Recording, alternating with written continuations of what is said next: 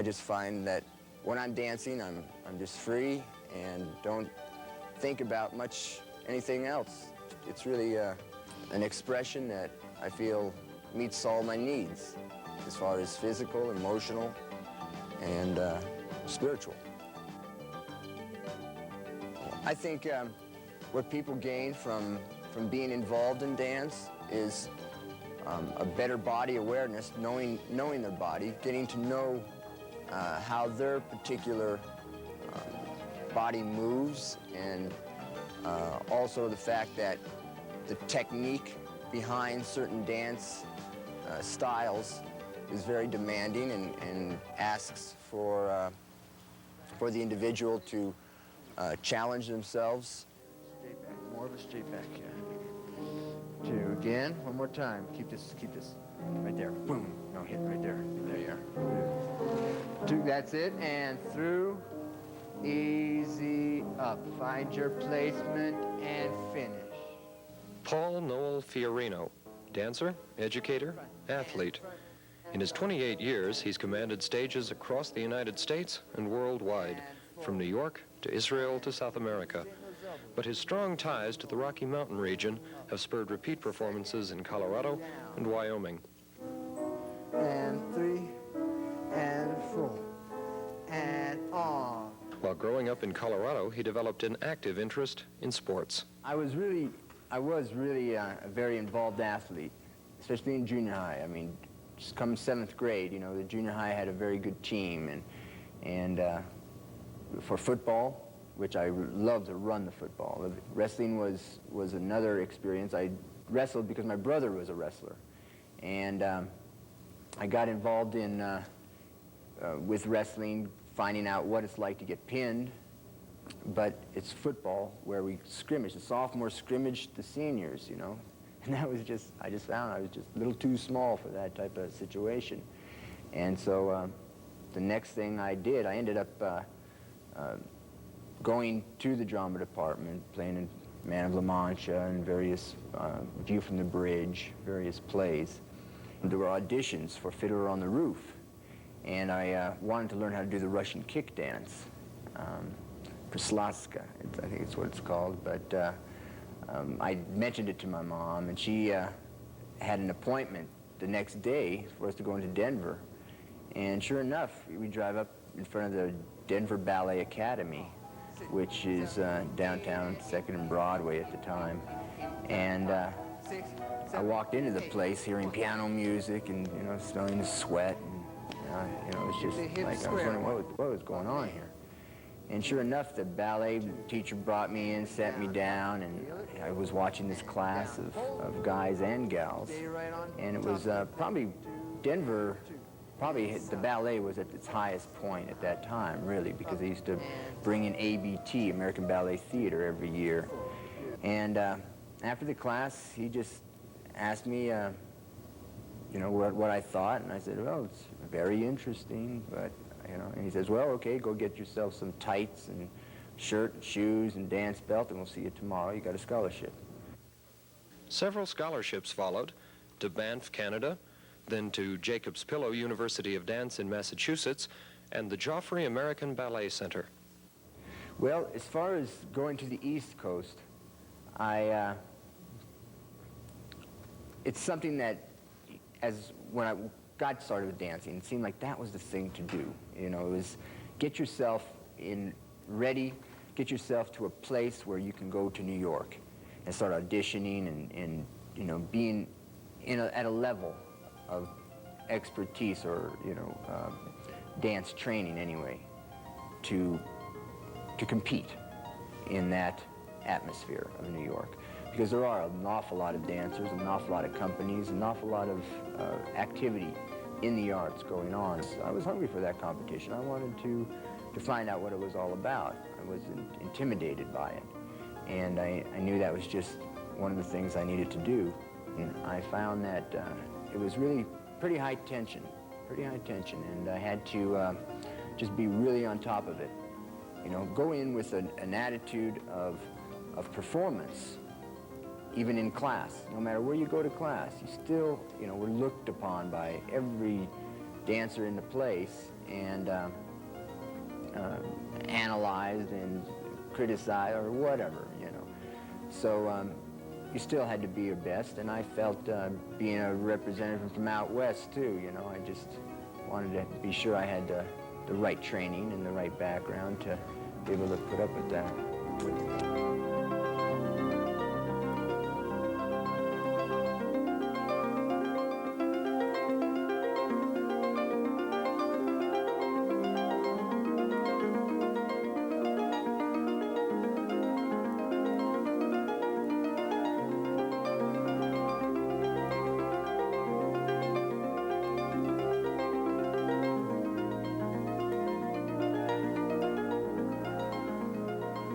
So I went to the Joffrey School, and it turned out that they were looking for, they were putting on their big production, City Center of Petrushka, and they were looking for a juggler.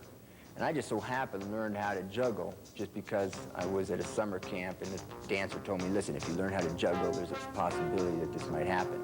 Sure enough, it did happen, and I got on stage with the Joffrey Ballet juggling for the season. And going to Israel was an opportunity that gave me a chance to get out of New York, for one thing. But to join a company as a soloist, to where I know I was going to be dancing a lot. When I got over there, which was in June of '76, I was, it was, of course, cultural shock. You know, being that here I was coming into a desert land that you can see army trucks all over the place, and guns and tanks, and you know, it was just, it seemed a way of life for them. It turned out that we did continue performing in the kibbutz, which are these communities, social communities, and which had beautiful theaters, by the way. You know, they just really had facilities that were top-notch. And as far as performing, I just found that there was no way that we were going to be dealing with the standard of living the way it went, because it went up 60% in the 4 months I'd already been there, and I just couldn't get a raise. I couldn't get a working permit, for one thing, because of I'm not Jewish, but they just said, you know, it's time to go, you know, you've had your stay, and you know, but I have a strong love for that country and feeling for it, and ended up having to leave at the end of December. So I kind of got the company together in a unionized situation, because I was starting to realize about dancers' rights now. I had touched on them a little bit in New York, realizing that there was a union, but when I saw how, you know, companies can take advantage of dancers, then I got somewhat of an organization started, and then left the country, actually made an escape, you know, from the country, because I was not released from my contract.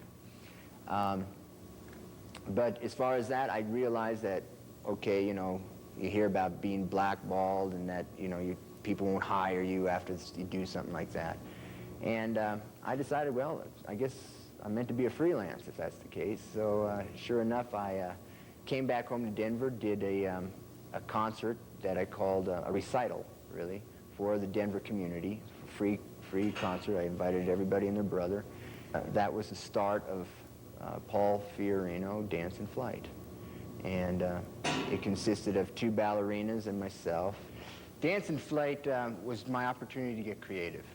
All that creativity that I was probably harboring in New York City and in Israel, and you know, using that time to just create roles that were given to me.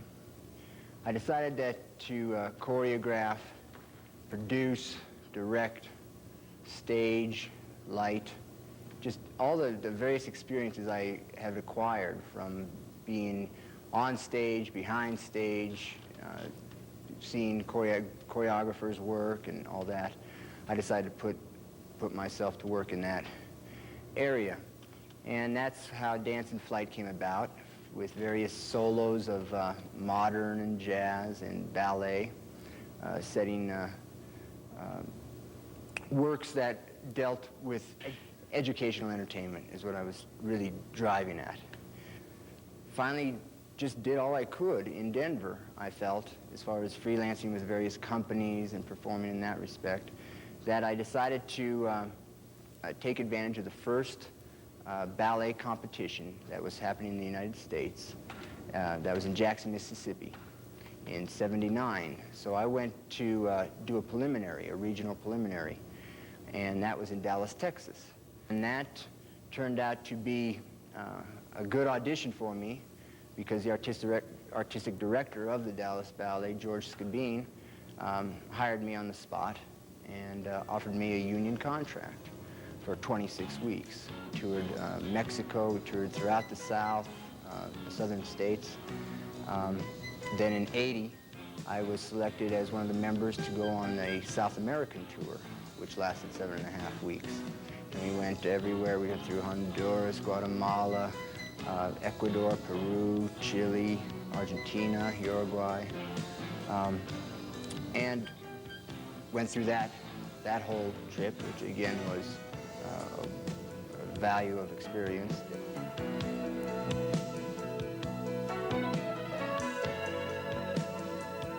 So I felt that I should go to New York now again, after being a union member and being a professional ballet dancer, having now danced for 10 years. I went to New York. And upon getting to New York, I felt that, again, I would take the auditions, but that I really wasn't really geared up on getting involved in education, or not in education, involved in getting a ballet company. I was involved in getting an education, because I felt that education was still a big factor with these companies or with organizations and schools. So I found myself walking into the New York City Ballet, and they had an education department. And they were very impressed with my portfolio, because it had been very detailed and expressed that education was my forte, as far as not only dancing, but talking about the dance. My first performance was in a Bronx junior high school, so, you know, met the big challenge right away. It wasn't bad. It really wasn't bad. You know, you think the Bronx, you know, and think, you know, oh my goodness, what's going to happen? You know, ballet dancers, especially going into the Bronx. But it turned out it was very successful and worked very well.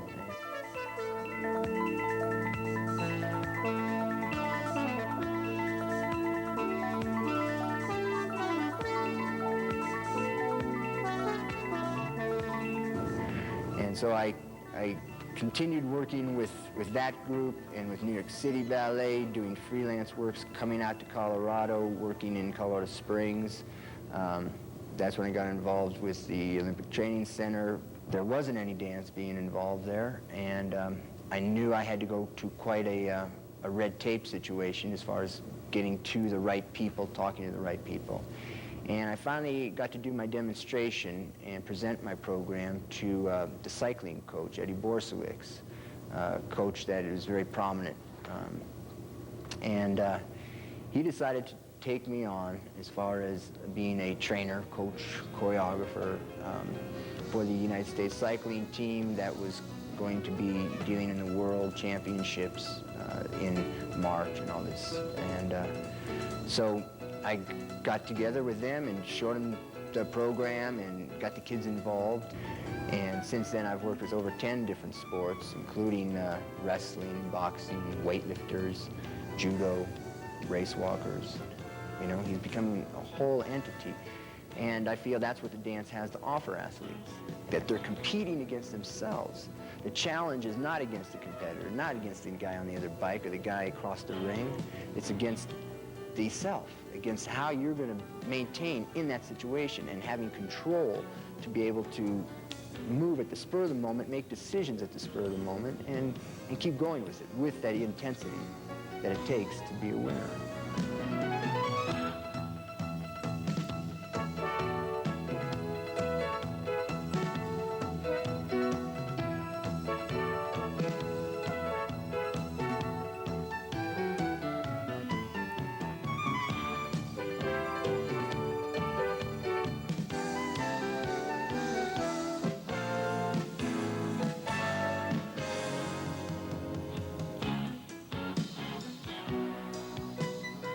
lot of my work has been, word of mouth type of things, repeat performances, repeat comebacks, that type of thing. And I was asked to come here by Patricia Tate, who was doing Firebird back in 1982, and she had me do Prince Ivan.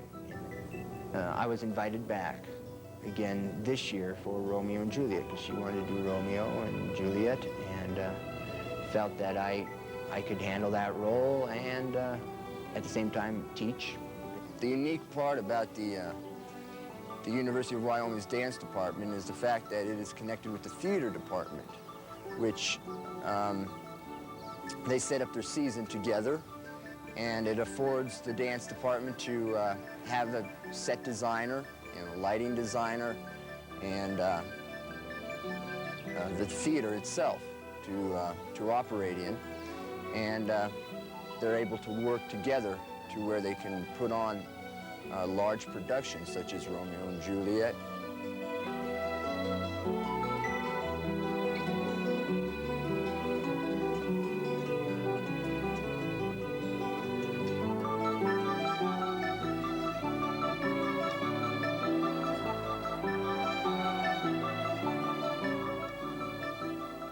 I've always been really highly challenged by the ballet, and I really enjoyed dancing the ballet because the ballet is the most, it keeps my back straight, Forward, and yet up, I can still and bring us have down to the bar. a good time trying to deal with that technique, working within the confines of the technique, but going past Push that that leg technique. behind you now. It wants to go out to the side, but keep it behind you. That's right. 2, see, brush. Ballet was a and basis, suture. okay? It was like my like classical music training. But I also had jazz, so got involved in jazz, which again was a technique early in my career. While I was still doing ballet, I got involved with modern dance. Modern dance is a little more different, just in the fact that it calls on you contracting, be more into the earth.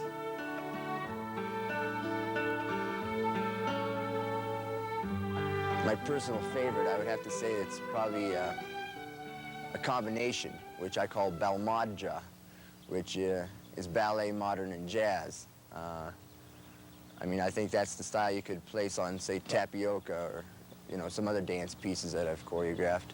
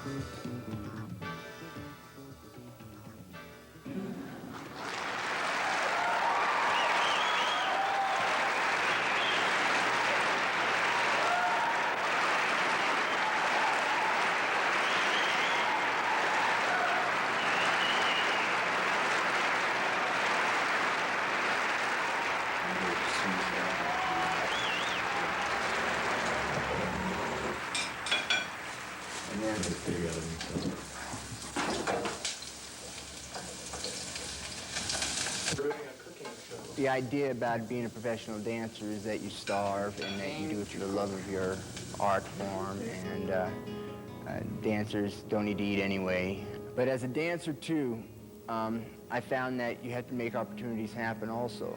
Take such strength sometimes to go from hour to hour, yet the peace and the love inside us can grow into a flower. Trust that all the time is right when we seek to share.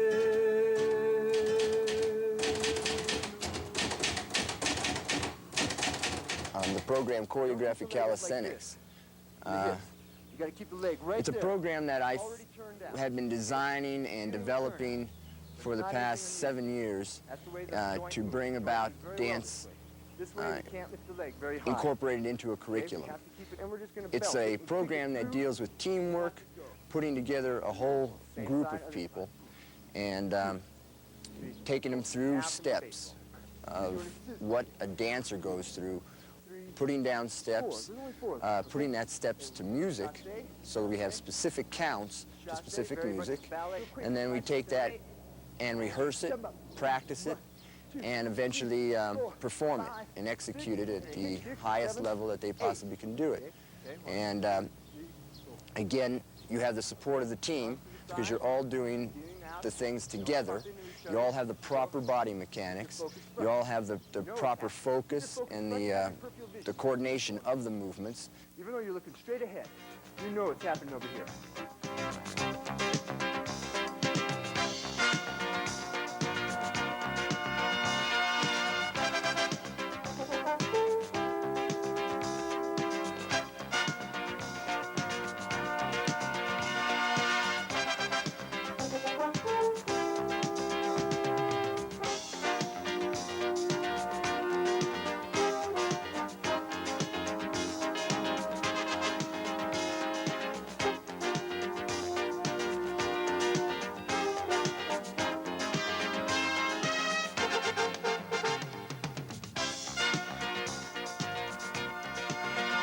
I'm very interested in my program as far as the choreographic sense to aerobics and bringing dance into an area of overall acceptance, or just a matter of awareness, that whether people dance or not, they should be aware of the dance within their own life. I think it's just a matter of education, and I found to make my living from education, educating the public, because there's a need there. Easy to think the artistry is a price too high to pay.